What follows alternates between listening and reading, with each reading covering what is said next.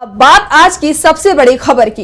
लोकसभा चुनाव के लिए प्रचार अभियान अब अपने अंतिम दौर में पहुंच गया है। ऐसे में कांग्रेस की पूर्व अध्यक्ष सोनिया गांधी ने जनता से खास अपील की है। तो राहुल गांधी ने दिल्ली में जनसभा की, तो वहीं अखिलेश ने प्रतापगढ़ में चुनावी सभा की। तो क्या कुछ रहा आज चुनाव प्रचार के दौरान खास, जानने के लिए देखिए ये रिपोर्ट। 7वें चरण के मतदान से पहले कांग्रेस की पूर्व अध्यक्ष सोनिया गांधी ने एक्स पर एक वीडियो जारी किया है। सोनिया गांधी ने वीडियो के जरिए मतदाताओं से कांग्रेस पार्टी के लिए वोट करने की अपील की। उन्होंने कहा, ये एक बहुत महत्वपूर्ण चुनाव है। ये चुनाव देश के लोकतंत्र और संविधान को बचाने का चुनाव है। ये चुनाव बेरोजगारी, महंगाई, संवैधानिक संस्थाओं पर आक्रमण जैसे मुद्दों पर लड़ा जा रहा है। आपको इस लड़ाई में अपनी भूमिका निभानी है। आपका हर एक वोट रोजगार बनाएगा, महंगाई कम करेगा, महिलाओं को सशक्त करेगा और एक सुनहरे भविष्य में समता और बराबरी का भारत बनाएगा। मैं आपसे अपील करती हूं कि कांग्रेस और इंडिया गठबंधन के उम्मीदवारों को दिल्ली की 7 सीटों पर भारी मतों से विजयी बनाएं। तो वहीं राहुल गांधी ने दिल्ली में चुनावी रैली के दौरान कांग्रेस की योजनाओं के बारे में बताते हुए पीएम मोदी पर हमला किया। राहुल ने कहा, नरेंद्र मोदी इंटरव्यू में कहते हैं, मैं बायोलॉजिकल नहीं हूँ। मोदी कहते हैं, मुझे परमात्मा ने भेजा है। और उनके चमचे कहते हैं, वाह वाह वाह, क्या बात बोली है। राहुल ने आगे कहा कि परमात्मा को जिन्होंने भेजा है वो सिर्फ 22 लोगों के लिए काम करते हैं। वहीं कांग्रेस नेता प्रियंका गांधी ने हरियाणा में चुनावी सभा में बीजेपी पर हमला बोलते हुए कहा, मोदी सरकार में सारी नीतियां बड़े बड़े उद्योगपतियों के लिए बनती हैं। बीजेपी ने इस चुनाव में उस मंत्री को टिकट दिया है जिसके बेटे ने किसानों पर अपनी गाड़ी चढ़ा दी थी। देश में आज ऐसे हालात हो चुके हैं। वहीं मोदी आपके लिए कानून लेकर आए हैं जिसके खिलाफ आप महीनों तक दिल्ली बॉर्डर पर बैठे रहे, लेकिन नरेंद्र मोदी समेत बीजेपी का एक भी नेता आपको देखने तक नहीं आया। सपा प्रमुख अखिलेश यादव ने प्रतापगढ़ में कहा कि सपा और कांग्रेस की सरकार केंद्र में बनी तो अग्निवीर योजना बंद कर युवाओं को सेना में स्थायी नौकरी देने का कार्य करेगी।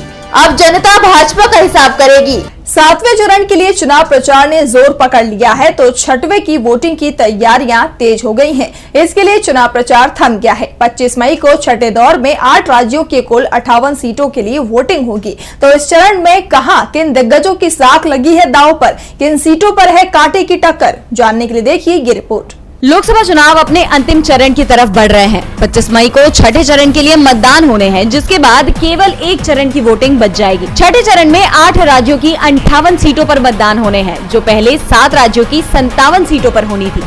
लेकिन जम्मू कश्मीर की अनंतनाग और राजौरी सीट पर भी इसी चरण में मतदान होंगे, जो पहले तीसरे चरण में होना था, लेकिन खराब मौसम की वजह से इसे टालना पड़ा।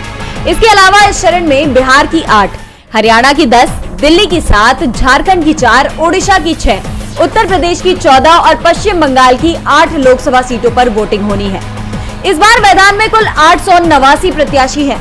उत्तर प्रदेश के पीलीभीत से पूर्व केंद्रीय मंत्री मेनका गांधी, आजमगढ़ से बीजेपी प्रत्याशी व भोजपुरी कलाकार निरहुआ, उत्तर पूर्वी दिल्ली से भोजपुरी कलाकार मनोज तिवारी, कांग्रेस प्रत्याशी कन्हैया कुमार, जम्मू कश्मीर की अनंतनाग राजौरी सीट से पूर्व मुख्यमंत्री महबूबा मुफ्ती और हरियाणा की करनाल सीट से मनोहर लाल खट्टर, गुड़गांव से केंद्रीय मंत्री राव इंद्रजीत सिंह और कांग्रेस प्रत्याशी व फिल्म अभिनेता राज बब्बर, पुरी से बीजेपी प्रवक्ता संबित पात्रा समेत कई दिग्गजों की किस्मत का फैसला इसी चरण में ईवीएम में बंद हो जाएगा। एक तरफ छठे चरण के चुनाव को लेकर बीजेपी टेंशन में है, तो वहीं पटियाला में किसानों ने पीएम मोदी को टेंशन दे दी है। पीएम मोदी की रैली में बवाल हो गया। किसान लगातार मोदी सरकार का विरोध कर रहे हैं। ऐसे में मोदी रैली के लिए पटियाला पहुंचे, जहां किसानों ने जमकर बवाल किया। तो क्या है पूरा मामला, देखिए ये रिपोर्ट। किसानों की नाराजगी इस बार बीजेपी पर बहुत भारी पड़ती दिखाई दे रही है। पंजाब हरियाणा के बीच शंभू बॉर्डर पर किसानों के धरने को 100 दिन हो चुके हैं और जैसे ही किसानों को खबर हुई कि पीएम मोदी पटियाला में रैली कर रहे हैं, किसानों ने भी पटियाला की तरफ कूच कर दी। गुरुवार को पटियाला में पीएम की जनसभा से पहले किसानों ने उनकी रैली का कड़ा विरोध किया। किसानों के विरोध के चलते पुलिस और पैरामिलिट्री फोर्स तैनात की गई थी, लेकिन किसानों पर इसका कोई असर नहीं दिखाई दिया।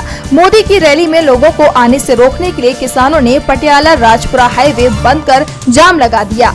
दूसरे रास्तों पर भी किसानों ने रैली में पहुंच रहे बीजेपी कार्यकर्ताओं की बसों को रोक दिया। किसान यूनियन ने फरीदकोट से बीजेपी प्रत्याशी हंसराज हंस का घेराव किया और जहां भी पुलिस ने किसानों को रोकने की कोशिश की, किसान सड़कों पर ही बैठ गए। किसानों में मोदी सरकार के खिलाफ आक्रोश साफ नजर आ रहा है। किसानों के प्रदर्शन को 100 दिन पूरे हो चुके हैं। किसानों ने एमएसपी की कानूनी गारंटी, कर्ज माफी समेत अन्य मांगों को लेकर दिल्ली चलो का आह्वान भी किया था, लेकिन अब उनकी मांगों में उनके प्रदर्शनकारी साथियों की रिहाई का मुद्दा भी जुड़ गया है। किसानों के विरोध प्रदर्शन का असर अब पीएम मोदी की रैली में भी दिखाई दिया। वैसे पीएम की सभा तो हुई, लेकिन उसमें भीड़ नहीं दिखाई दी। ऐसे में चुनावों में किसानों के इस रुख को देखकर ये साफ हो गया है कि पंजाब में भी बीजेपी की दाल गलनी मुश्किल है। एक तरफ किसानों के विरोध के चलते बीजेपी मुश्किल में दिखाई दे रही है, तो दूसरी तरफ कांग्रेस को नोटिस जारी कर खुद चुनाव आयोग मुश्किल में फंसता दिखाई दे रहा है। कांग्रेस ने चुनाव आयोग के नोटिस पर जवाब देते हुए तीखी टिप्पणी की है। तो क्या है पूरा मामला, जानने के लिए देखिए ये रिपोर्ट। चुनाव आयोग ने देश के 2 प्रमुख दलों पर कार्रवाई की। एक नोटिस बीजेपी के धार्मिक मुद्दों पर भाषणों पर रोक लगाने के लिए जारी किया, तो दूसरा नोटिस कांग्रेस के अध्यक्ष मल्लिकार्जुन खड़गे को भी जारी किया।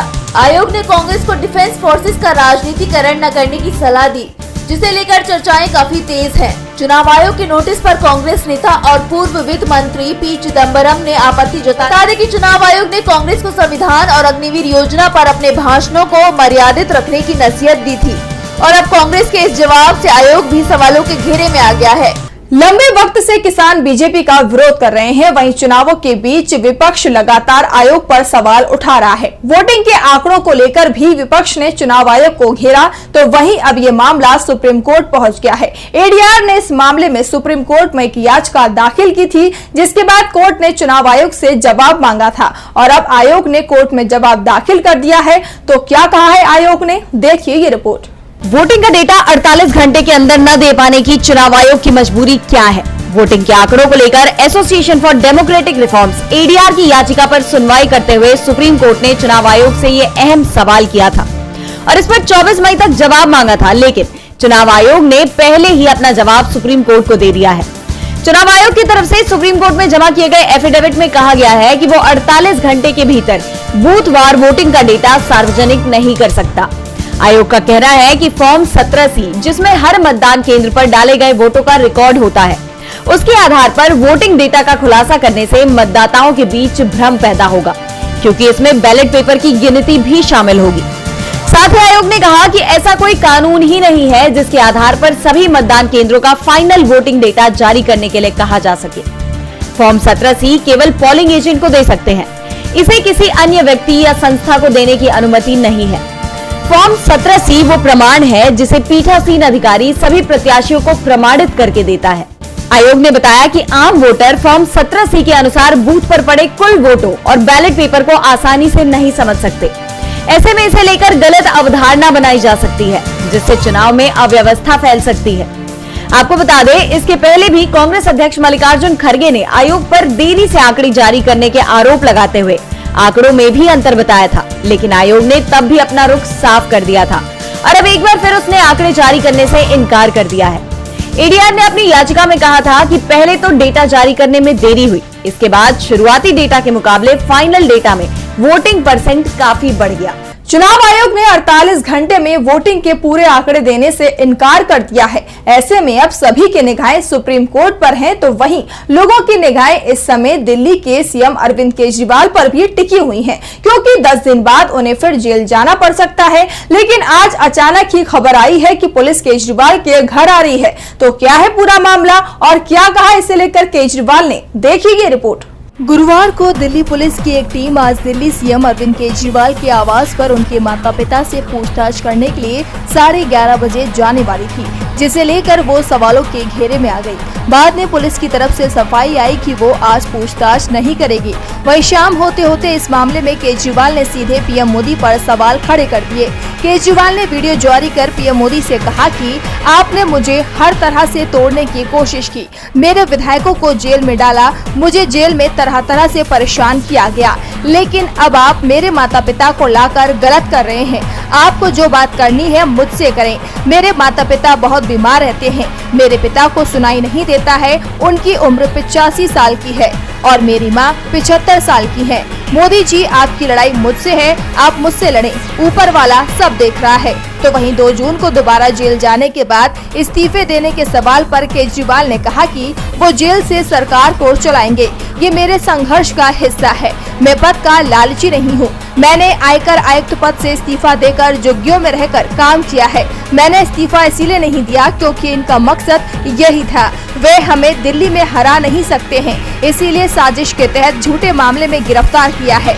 इन्होंने सोचा था कि मैं इस्तीफा दूंगा और ये हमारी सरकार गिरा देंगे, इसीलिए बिल्कुल इस्तीफा नहीं दूंगा। अगर मैं इस्तीफा दे दूंगा तो कल को किसी भी चुनी हुई सरकार के मुख्यमंत्री को गिरफ्तार कर उसका इस्तीफा दिला देंगे। एक एक करके सारे विपक्ष की सरकारें गिरा देंगे, क्योंकि इन लोगों ने जनतंत्र को कैद किया हुआ है। जनतंत्र को हम जेल से चला कर दिखाएंगे। इसके लिए हम सुप्रीम कोर्ट का दरवाजा खटखटाएंगे और कहेंगे कि जनता के कामों का निपटारा करने के लिए हमें जेल में रहकर सरकार चलाने की सुविधा मिले। साथ ही केजरीवाल ने दावा किया कि सत्ता में आने पर वो 100 दिन के अंदर अग्निवीर योजना बंद कर देंगे। जो बच्चे अभी भर्ती हो चुके हैं उन्हें पक्का करेंगे। और बुलेटिन के आखिर में बात प्रज्वल रेवन्ना की बढ़ती मुश्किलों की।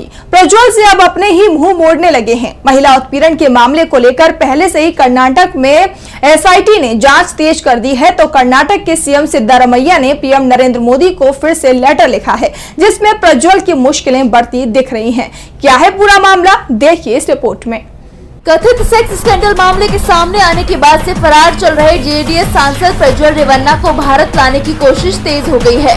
कर्नाटक के CM सिद्धारमैया ने PM मोदी को फिर से लेटर लिखा है। CM ने रेवन्ना केस में एक्शन तेज करने की अपील की है। सिद्धारमैया ने लेटर में लिखा, शर्मनाक है कि प्रज्वल रेवन्ना अपने जघन्य कृत्यों की खबर सामने आने की तुरंत बाद और अपने खिलाफ पहली FIR दर्ज होने से कुछ घंटे पहले अपने राजनयिक पासपोर्ट का उपयोग करके 27 अप्रैल को देश से भागकर जर्मनी चले गए। उन्होंने PM से प्रज्वल रेवन्ना का डिप्लोमेटिक पासपोर्ट रद्द करवाने की मांग की है। वहीं विदेश मंत्रालय का भी जवाब सामने आ गया है। विदेश मंत्रालय की तरफ से कहा गया है कि कर्नाटक सरकार की मांग पर एक्शन शुरू कर दिया गया है।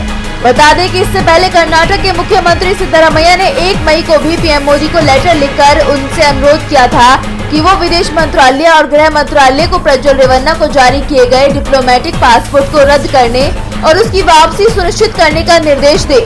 वहीं उनके खिलाफ ब्लू कॉर्नर नोटिस भी जारी कर दिया गया है। दरअसल सेक्स स्कैंडल का खुलासा होने के बाद से प्रज्वल रेवन्ना देश छोड़कर जर्मनी चला गया था, जिसके बाद से कर्नाटक सरकार प्रज्वल को देश वापस लाने की कोशिश में जुटी हुई है। तो वहीं SIT मामले की जांच कर रही है। दूसरी तरफ प्रज्वल रेवन्ना के चाचा HD कुमारस्वामी ने प्रज्वल से भारत लौटने की अपील की है। NDA प्रत्याशी प्रज्वल रेवन्ना को पार्टी ने मामला सामने आने के बाद ही निष्कासित कर दिया था। कर्नाटक में कथित सेक्स स्कैंडल मामले में प्रज्वल रेवन्ना